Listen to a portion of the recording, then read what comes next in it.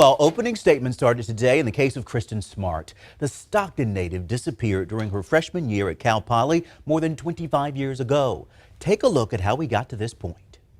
In May 1996, Smart was last seen leaving a party at Cal Poly San Luis Obispo. Her roommate reported her missing the next day. Paul Flores told police he walked Smart back to her room after arriving at his dorm. In 2002, Smart was officially declared dead and the case was turned over to the county sheriff's office. Between 2011 and 2020, the sheriff's office served multiple search warrants, examined physical evidence, and conducted 91 interviews. In 2021, the sheriff's office searched RUBEN Flores' home using cadaver dogs and ground-penetrating radar. Smart's body was not found. In September of 2021, 44-year-old Paul Flores and his father, 80-year-old RUBEN Flores, were ordered to stand trial.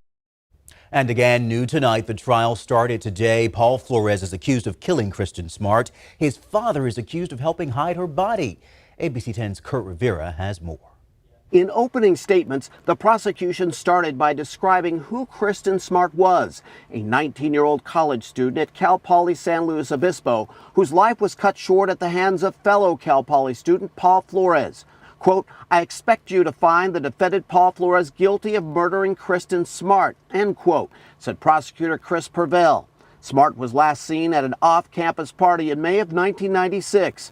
The prosecution says Flores was the last to see Smart after attempting to rape her in his dorm room. However, defense attorney Robert Sanger in his opening statement said Flores was at the same party, walked Smart back to her dorm, but that was the last he saw of her. Without a body, what they're going to have to do is say, look, there's just no dispute. She disappeared. Sacramento criminal defense attorney Mark Reichel says the prosecution will have to stick to a theory of foul play, which points directly to Paul Flores. Then they're going to do everything they can to use all of his statements, which contradict themselves over and over and over. Paul Flores was arrested last year after investigators discovered a soil disturbance the size of a casket and the presence of blood at his father Ruben's home.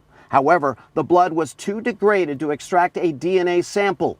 Defense attorney Robert Sanger went on to say the, quote, appropriate test was not conducted for the soil and that there's, quote, nothing here to suggest a burial site.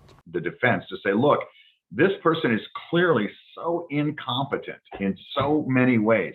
There's no way this is the person that could pull off the perfect murder. This trial is expected to last 4 months through October, with both sides presenting several witnesses for both juries to hear. And keep in mind, we are tracking the Paul Flores and RUBEN Flores case. The Smart family says they do not plan to comment until the trial is over.